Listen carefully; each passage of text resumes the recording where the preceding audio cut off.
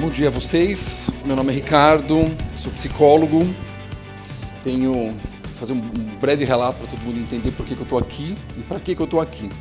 Né?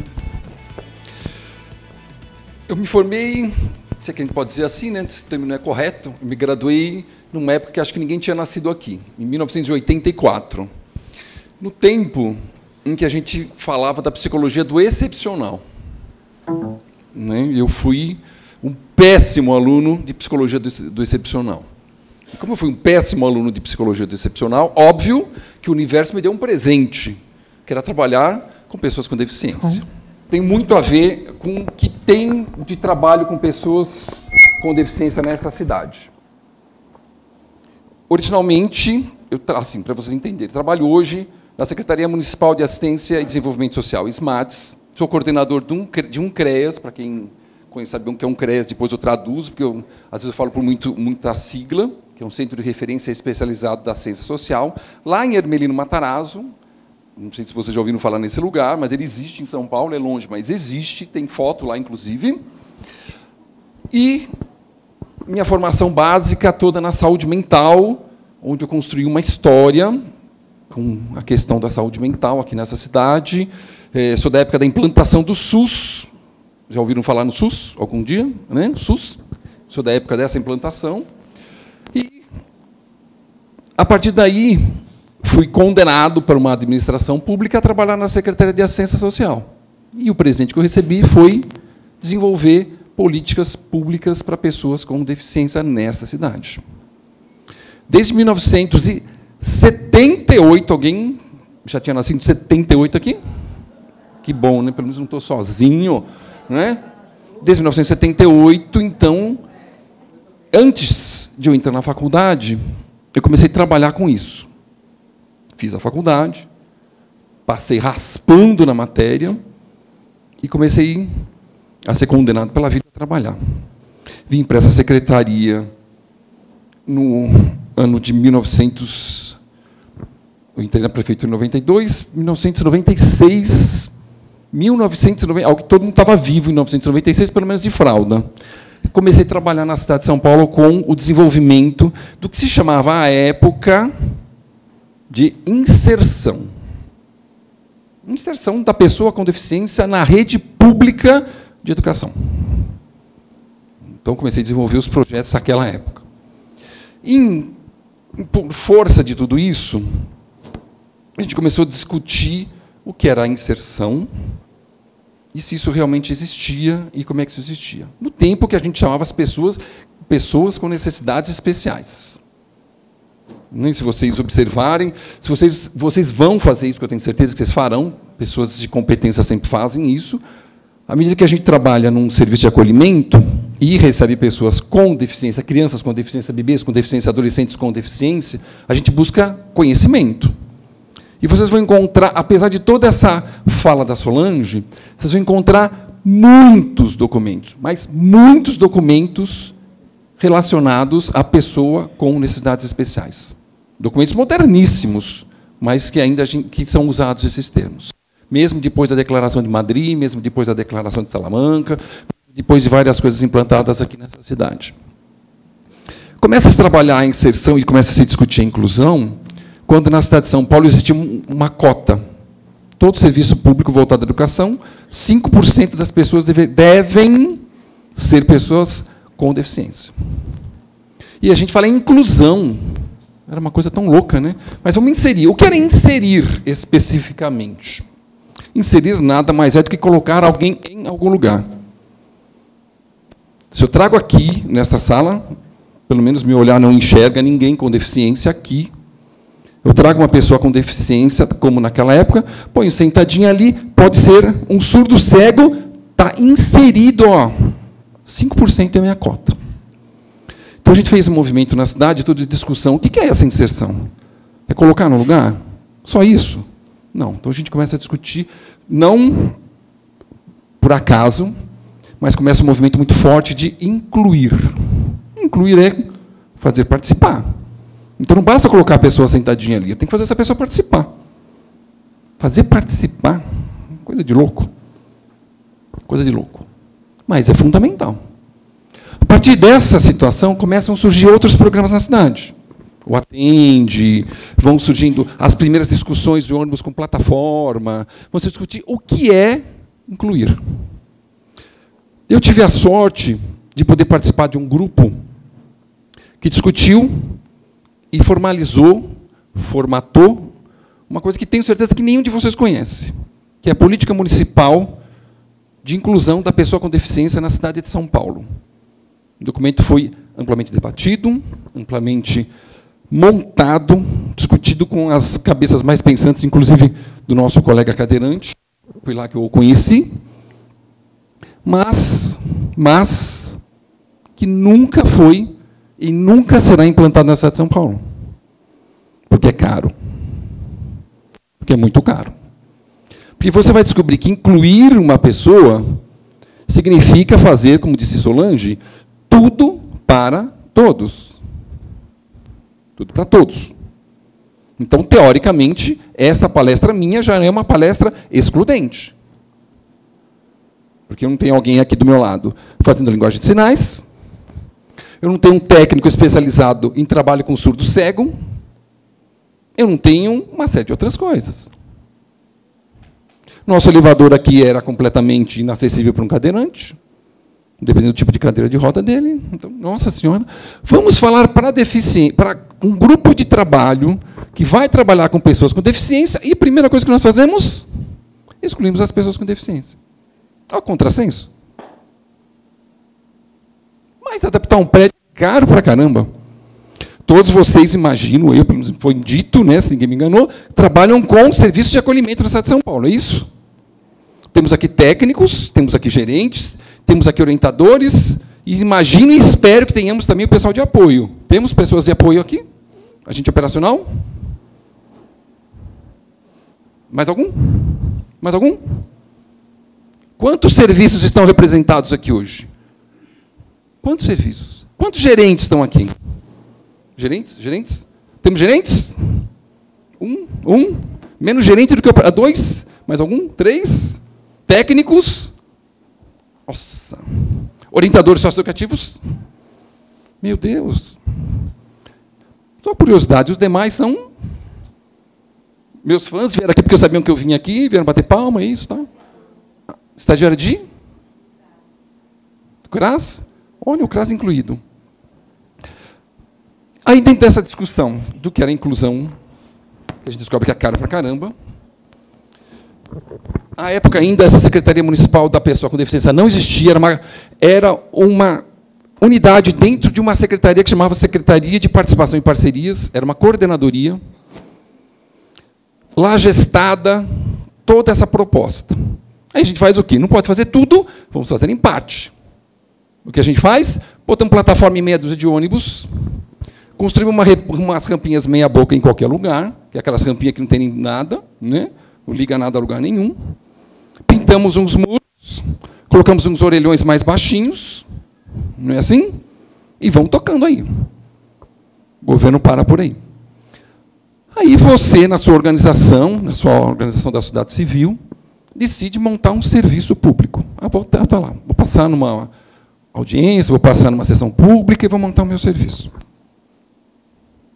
Você tem que ter um banheiro adaptado, um quarto adaptado, porque nós temos que passar pela aquilo que diz a legislação. A BNT manda colocar as coisas adaptadas. Não é assim? Aí vai o engenheiro da prefeitura. Tem barra no banheiro. Tem quarto para cadeirante. Porta de 90 centímetros a 1 metro. E temos rampinha de acesso. Seu abrigo, seu serviço de acolhimento está adaptado para receber pessoas com deficiência. Está mesmo? Alguém aqui acredita que está? Tem piso podotátil? Tem? Não? Mas cadeira de banho deve ter, cadeira de rodas também deve ter. E a gente passa a enxergar, então, por força de uma questão que nos leva ao engano, que a pessoa com deficiência que nós vamos receber no nosso serviço de acolhimento... tá outra coisa que eu não disse. Você não está falando de serviço de acolhimento, quem é esse cara aí? Eu também faço supervisão de SAICAS, e implantei alguns SAICAS na cidade e Brasil afora. alguns com bastante nome. E o SAICA que eu faço a supervisão sempre trabalha com criança com deficiência. Isso é um detalhe para vocês entenderem por que eu estou falando aqui, né? Senão o cara vai começar a falar, não sabe nem do que está falando. Voltando lá. Aí eu vou receber a criança com deficiência.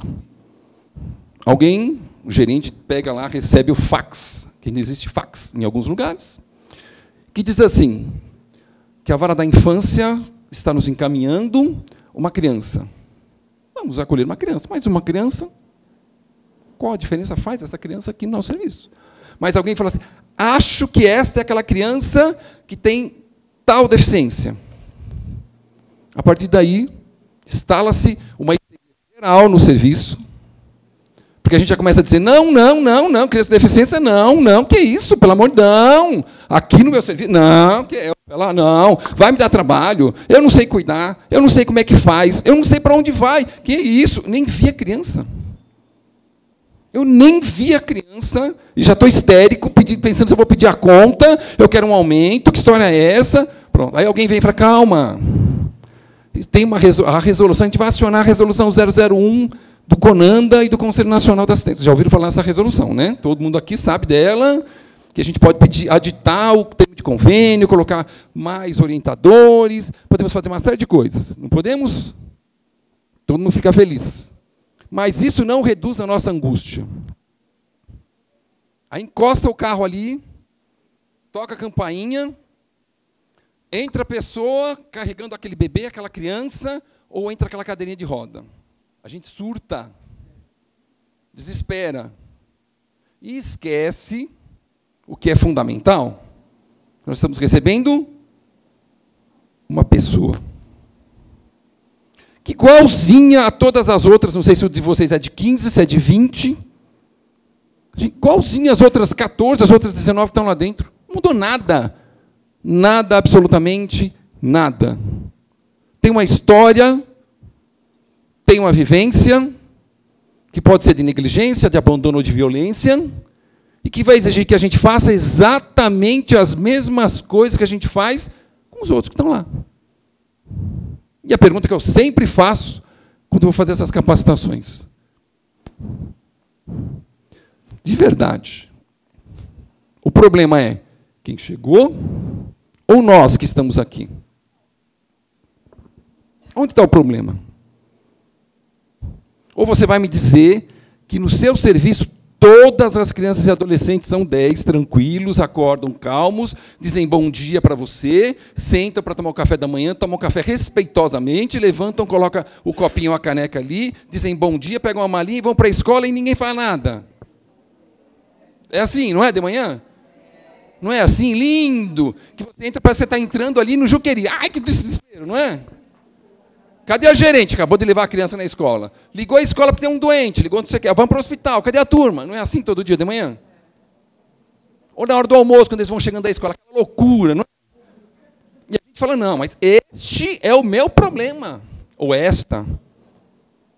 E a gente começa a ter atitudes que vão reforçando um estereótipo, vão reforçando uma dificuldade. Mas aquela criança, aquele adolescente que está ali, tranquilamente vai se adaptando.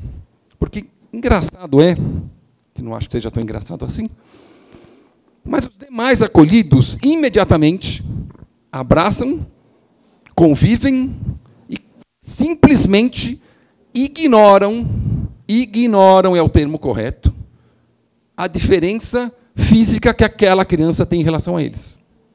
Nós ficamos ali. Não pode, cuidado, vai machucar, vai pisar. Porque eu, como disse Solange, eu tenho medo da minha incapacidade. Falar de crianças, falar de pessoas com deficiência é fácil, mas é muito difícil. Se Solange fosse fazer uma exposição detalhada para a gente entender sobre deficiência, ela ia ficar aqui uns 5 anos em pé falando e não terminava.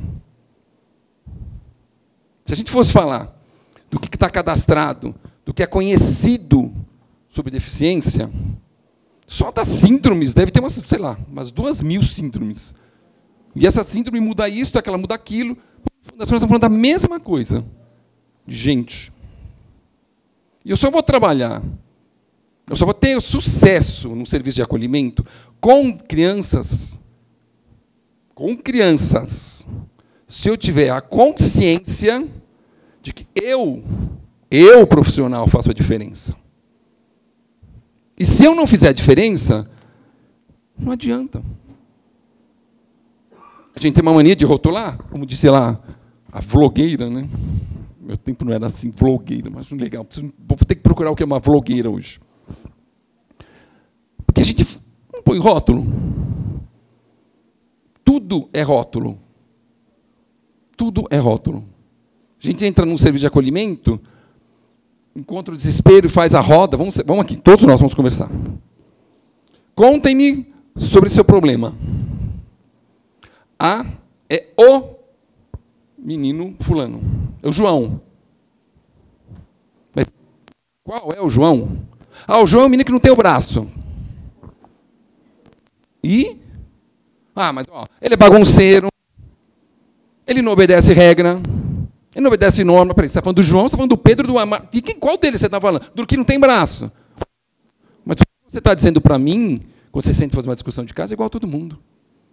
Então, por que é que essa criança, esse adolescente que tem uma deficiência me assusta tanto? Por que ele impede que eu faça o meu trabalho do dia a dia? A resposta óbvia, vou repetir mais uma vez. Porque eu me acho incompetente. Vínculo de afeto é formado com todos. Com todos. Óbvio que a gente recomenda que não fique catando criancinha no colo, andando com ela para todo canto, porque depois vira um inferno, né? Mas vínculo de afeto, de conversa, de contato. Eu pego esta criança porque está chorando. Mas esta eu não pego porque... Essa aqui, melhor não. Pega você aqui. Porque não vou pegar. Por quê? Por quê? Por que a gente tem tanta repulsa para trabalhar com pessoas com deficiência? Tanto medo. Por quê? Aquela coisa mais óbvia. A Solange falou no começo. Que a gente tem medo do que a gente não conhece. Só que dentro de um SAICA, dentro de um serviço de acolhimento, esse medo não pode se transformar em afastamento. E os técnicos vão entender muito bem o que eu vou dizer agora. Porque quando você vai fazer uma capacitação, você vai discutir com a sua equipe de trabalho e dizer para ela que ela tem uma atitude diferente, imediatamente aquilo que a gente está dizendo que é a solução passa a ser o problema. E a primeira coisa que todo mundo fala, qual é? Nos falta capacitação. Eu tenho que ser capacitado para receber uma pessoa com deficiência. Eu tenho que ser capacitado. Se não for capacitado, eu não recebo, eu sou contra, não aceito, não quero. Não. Como é que eu vou trocar fralda? Trocar fralda igualzinho, não muda nada. Como é que não muda nada? Sabe, ele usa sapato, usa meia, usa calça, usa roupa, faz cocô, faz xixi, vomita, baba, como todo mundo. Me diz aqui se alguém aqui nunca babou na vida. Nunca fez cocô na calça. Nunca fez xixi na calça? Na cama? Nunca? Alguém? Então, somos iguais a essa criança, esse adolescente que nós recebemos. Aí vamos para a visão, dependendo da organização da qual vocês vêm. Se ela tiver cunho religioso, coitado. Coitado. Você está fazendo isso com a criança, mas coitado da criança. Coitado da criança. Reforçamos preconceitos. Aí vem a dia de visita. Não é? Dia da visita. Quem é essa mãe? Chegou uma mãe no portão, chegou um pai no portão, chegou uma família no portão. É a mãe do... Por que não fala? Porque eles estão no portão. Não pode. Aí fica olhando, todo mundo entra, só falta mandar, levanta a calça, que eu quero ver se você tem uma perna de pau, quero ver se você... E a primeira pergunta que o orientador faz, discretamente, por que nasceu assim? Porque nasceu assim, porque nasceu assim. Aí, que a gente vai ver a mãe para se defender, o pai para se defender, né? Porque tem que voltar. Mas quer mesmo isso a criança? Essa família vai querer de volta? Criança com deficiência ninguém adota. Mentira. Criança com deficiência vai ficar aqui até os 8 anos. Mentira. E a gente sempre olha, pior, quando vai trabalhar o desacolhimento dessa criança, que a equipe vai fazer a visita na casa da pessoa, da família, seja ela a família biológica ou a extensa, ou a família que vai acolher, e tem um olhar crítico 10 vezes maior do que a gente teria para uma família comum. Porque não é comum essa família. Não pode ser. Alguma coisa está errada. Não é? A gente recebe um lote gigante, já, com certeza vocês também já estão recebendo, dos filhos do crack. As más formações congênitas estão explodindo. E uma boa parcela dos hospitais da cidade de São Paulo já não liberam as crianças quando sabem que essa mãe é usuária de crack. Para onde eles vão? Para o abrigo. A vara manda para a gente. Não é? Porque nós temos, sim, capacidade e competência para trabalhar essas crianças. Nós temos, sim, capacidade e competência de trabalhar as adoções ou a família extensa, ainda que essa mãe e esse pai estejam envolvidas ou envolvidos no crack. Se a gente tem essa capacidade, sim, o que nos impede de receber até 20 crianças? O cara é louco, aí 20, tá, manda ele embora. Porque o presidente da minha organização vai falar, não. Leite especial custa uma fortuna. Tem aquele leite lá que custa R$25. Não, fralda demais, não vai não. Aqui é 5 fraldinhas, só 2 pacotes de bolacha e uma latinha de leite, não é? Mais nada. Muito pouco. Não é? Você faz aquela continha da verba lá que dá R$3 por dia por refeição por criança. Aí o presidente da organização manda matar, não é? Gerente, então, sofre. Vai lá no Atacadão, vai no Açaí, vai naqueles mercadões fazer compra, ele fica, não, isso não pode, esse não pode. Não é assim? Tem a pressão? Claro que tem. Mas nós, profissionais, não podemos nos deixar corromper por essa pressão. Temos que lembrar qual é a nossa missão. Quando eu aceitei ser contratado num serviço de acolhimento, está implícito que eu vou atender crianças e adolescentes. Se fossem todos maravilhosos, tranquilos, vamos lá. Eu falo sempre que nós vivemos uma dicotomia. Sempre. Inclusive, falei isso ontem numa reunião de formação para profissionais de abrigo. O que é o seu abrigo? É o abrigo do SBT? Chiquititas? Todo mundo assim? Né? E no final do dia todas dançam lá? Ou aquela que a criança desce descalça, faltando um pé de meia, e empurra o outro. Como é que é o seu? É um abrigo que tem criança ou tem boneco? Tem gente ou tem poste? Se tem gente, então tem bagunça, não é? Se tem bagunça, tem vida. E se tem vida, tem espaço para a pessoa com deficiência. Simples assim. Ah, tá. Vai lá. Quando ele babar, quando ele me morder, ele vai te morder como uma criança pequena morde. Minha filha pequenininha, pelo menos não tem uma deficiência detectada, aos 3 anos mordia. E mordia mesmo. Né? Quase que eu mandei ela para o abrigo. Vai para o abrigo lá. Pronto, vai morder lá o tio. Né? Baba, ué. Mas, olha, ele está andando, ele arranca a fralda e faz cocô, faz aquela trilha de cocô até não sei aonde. Não aguento mais. Ué, mas isso faz parte de um processo. Ele sente o abandono como os outros sentem. Ele sente a dificuldade como todos os outros sentem. E ele necessita dos afetos como todos os outros sentem. Fácil? Gente, pelo amor de Deus, eu falo sempre isso. Pega você da sua casa, leva num lugar que você não conhece, põe com você com um monte de pai e mãe diferente, um monte de tio lá, né? Chama tio, com um monte de criança que você nunca ouviu falar quem é, e diz assim, agora você não pode isso, não pode isso, não pode isso, não pode isso, não pode isso, só pode isso, isso, isso. E você faz o quê? Você acha que vai ficar legal? Por que ele tem que ficar? E mais ainda quando a criança não tem um grau de compreensão suficiente. Se os que têm já nos dão trabalho, os que não têm, como é que agem? Como é que eles agem? Criança age e reage sempre da mesma forma.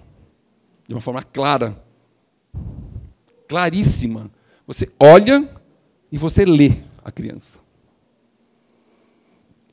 Se vocês estão aqui, a formação é o primeiro passo. Vocês estão buscando conhecimento e novos saberes. Mas nunca, olha, isso nunca vai parar. Eu não sei quantos cursos eu já fiz na minha vida, e olha que eu me considero um profissional mega capacitado para trabalhar com pessoas com deficiência, mas eu não paro nunca. Eu estou sempre fazendo mais alguma coisa. Porque sempre aparece uma coisa que eu não sei, não tenho a menor ideia do que é, e nem o que fazer. E essa sensação de incompletude tem que estar com você o tempo inteiro. Tem que estar, porque no momento que você fala assim, eu sei tudo, você começou a errar. Chegou o Joãozinho com uma síndrome. Aí a pessoa faz a apresentação do caso para a equipe. Imagino que vocês façam a apresentação de caso e discutam os casos. Imagino, tudo bem, já vi que alguns já estão assim, esse caso, o que é isso, né? Mas, na discussão de caso, quando eu digo assim, mas esse aqui é igualzinho o outro. Não. Ele tem o mesmo diagnóstico que o outro.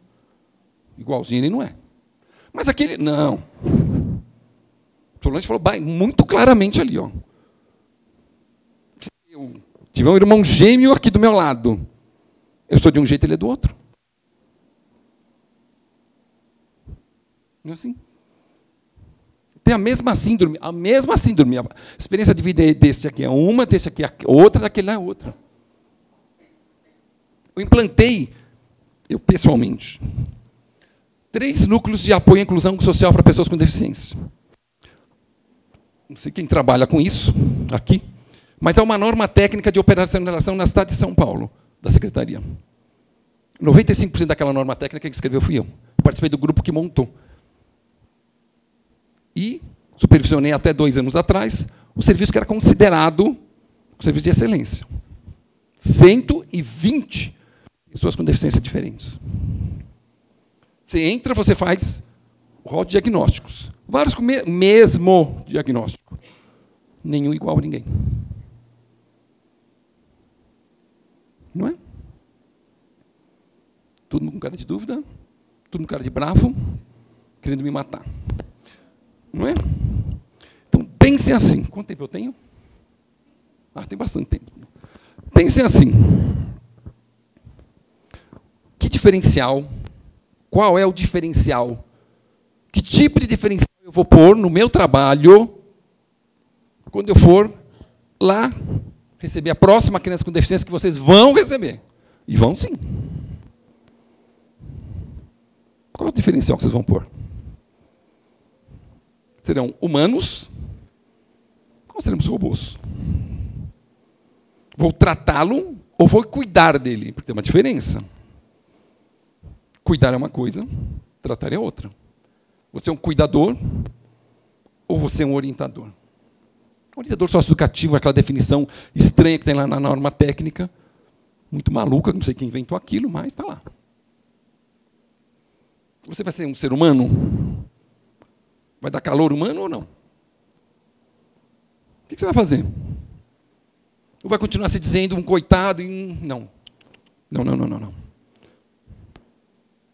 Nós vivemos num mundo, como disse Solange, no mundo do politicamente correto. Eu adoro isso, politicamente correto. Adoro. Acho fantástico. Porque ele só serve da porta para fora. Da porta para dentro, ele não serve. Ele serve quando afeta você. Quando ele afeta a mim, não. Não. Nós vivemos num país, historicamente, é o país do jeitinho. Não é? Você recebe a pessoa, acolhe a pessoa, empurra a pessoa para tomar conta. No seu plantão, você deixa para a sua dupla tomar conta, porque você está extremamente ocupado. Você nunca quis levar ninguém lá no hospital. Hoje você leva. Você não gostou nunca de ficar lá de plantão aguardando ou atendimento. Não, hoje você leva. Não é que eu não queira tomar conta dele, do Joãozinho, é que eu não posso. Hoje eu tenho que cuidar. Hoje eu vou levar como estou sendo bonzinho, como eu gosto, João. Eu vou levar esses 5 no hospital e você fica tomando conta do Joãozinho aí. A gente vê isso constantemente. Não sei se no de vocês acontece, não é? Não sei.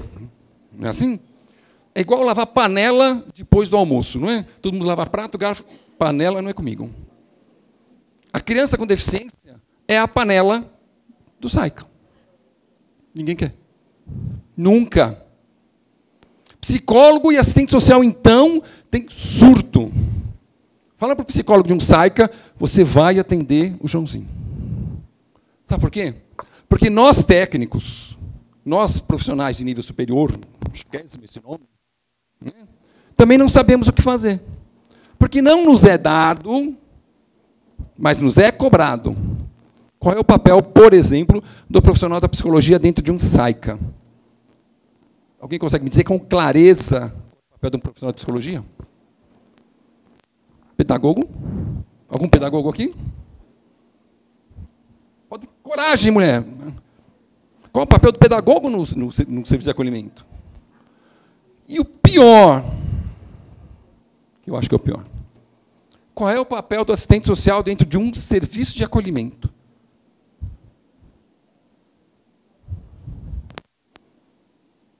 Todos quietos? Significa que a gente precisa buscar caminho.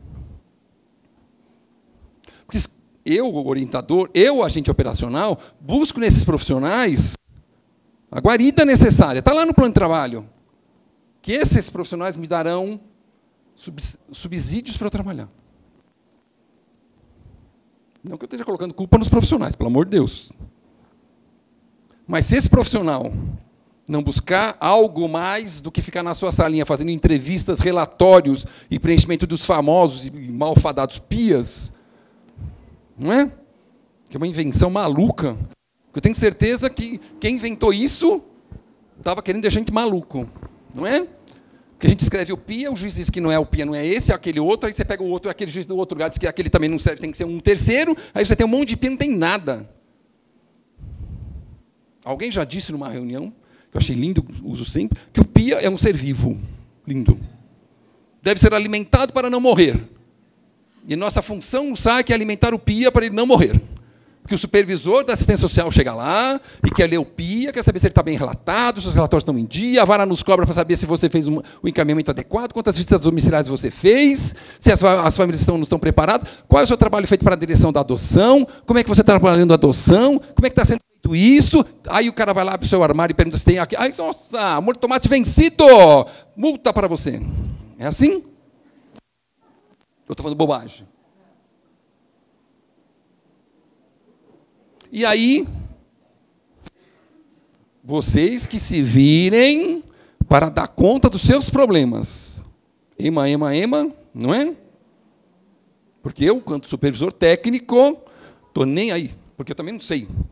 Acabei de chegar no concurso que acabou de passar agora, cheguei aqui, não tenho nem ideia o que é um SAIC, estou tentando aprender, ninguém jogou. Cheguei lá, me deram uma pasta, falaram assim, vai supervisionar o SAIC, eu não sei o que é, aí não sei se eu faço amizade com você, não sei se eu cobro você, não sei se eu multo você, não sei se... Não sei o que eu sei. Só sei que se você não fizer o que eu te mandei, daqui a 6 meses, na prestação de conta semestral, você não vai receber o seu dinheiro e vou glosar o seu dinheiro.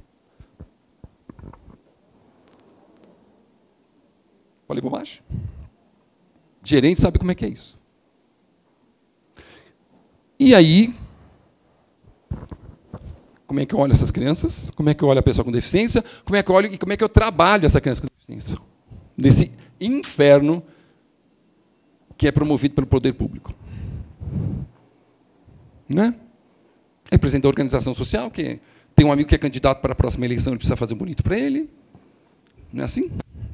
Ou então é o padre, ou é o frei, ou é o pastor. E aí,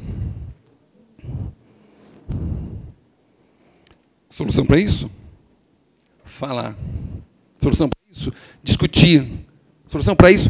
Cobrar. Gerentes que me perdoem, mas cabe a eles buscar. Nós temos lá uma verba das horas técnicas. Não é muito dinheiro, mas é R$1.000 e poucos cada serviço. Para capacitação. Para discussão. Não pode deixar eles usarem o dinheiro para outras coisas, não. Né? Mas a gente prefere discutir o quê? Capacitar o quê?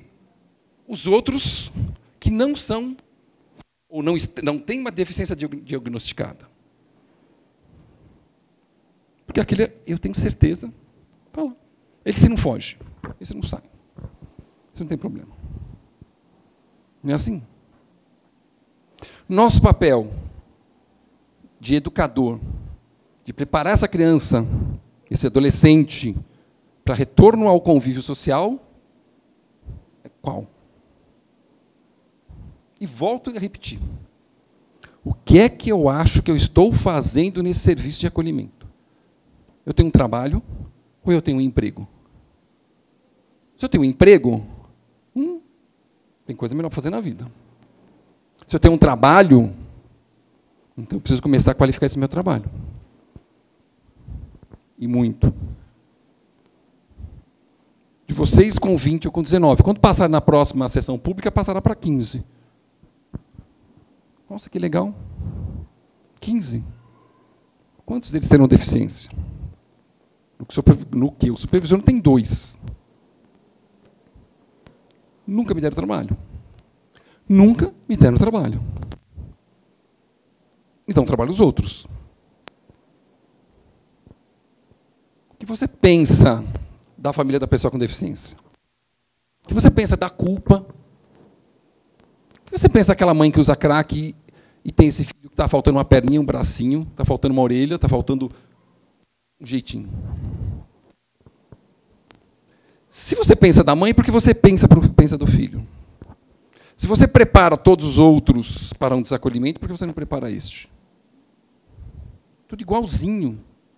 Esse só vai ter um pouquinho mais de dificuldade. Um pouquinho mais. Talvez ele tenha uma dificuldade de compreensão.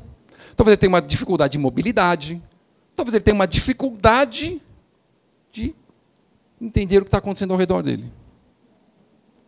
Porque, no fundo, gente, no fundo, todos os funcionários de um serviço de acolhimento institucional para crianças e adolescentes, nome desse tamanho, são facilitadores do retorno ao convívio social, seja de imediato, seja após 18 anos. Seja enviando ele para uma república, seja enviando ele para a casa de um outro parente, seja enviando ele para um centro de acolhida, porque ele não quis se preparar. E nós temos que assumir o que é principal. O que é que eu quero? O que é que eu quero? Quando eu entro, penduro meu crachá, visto meu aventalzinho, o que eu quero fazer lá? Cumprir minha jornada de 12 por 36?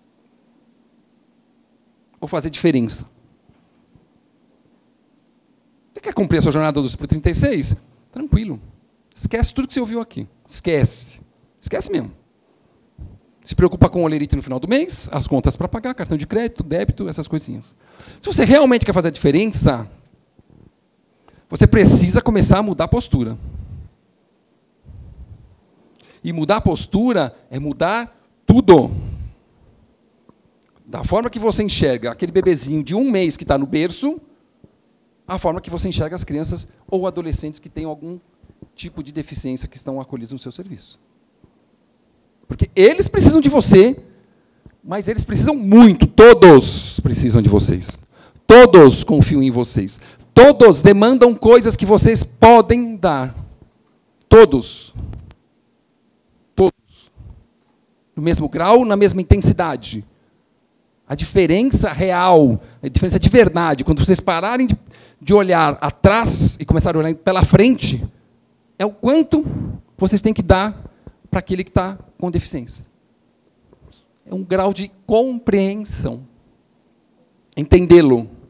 E, como todos os outros, aceitar como ele é. Porque ele é. É um ser humano. Foi uma discussão gigante, para a gente passar daquele termo de excepcional para pessoa com deficiência.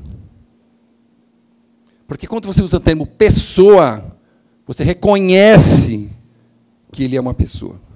E se ele é uma pessoa, ele é um senhor de direitos. Ele tem direitos, tanto quanto os outros. Ele tem deveres, tanto quanto os outros.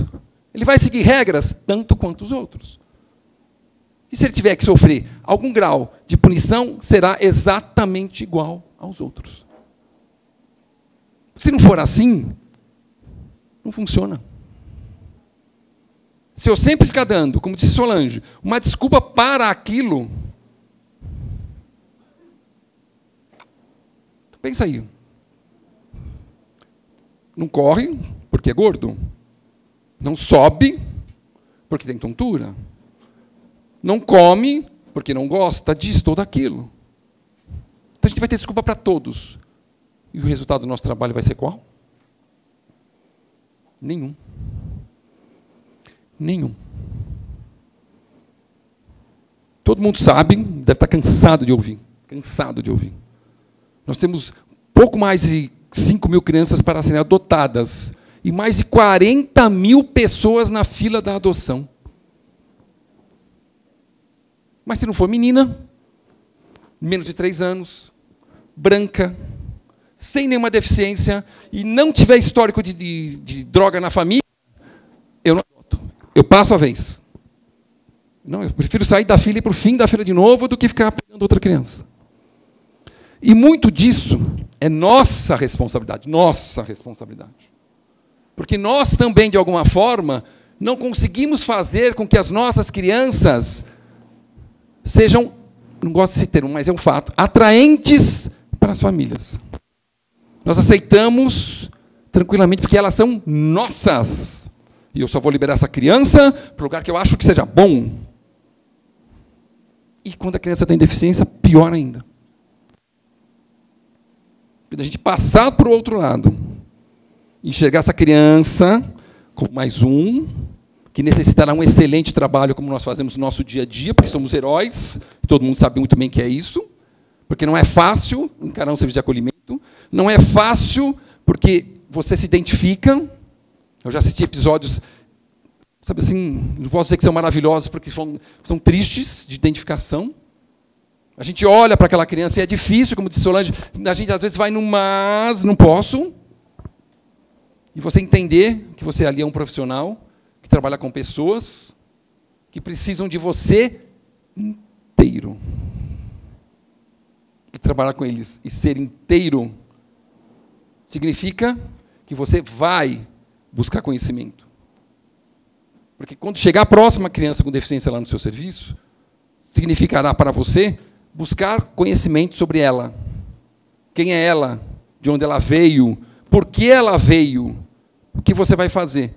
Tem uma deficiência. Qual é a deficiência dela? Essa deficiência. O que isso pode causar? Toma alguma medicação?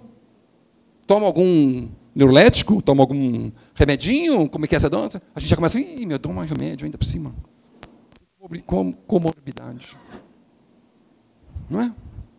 Vai me dar dor de cabeça.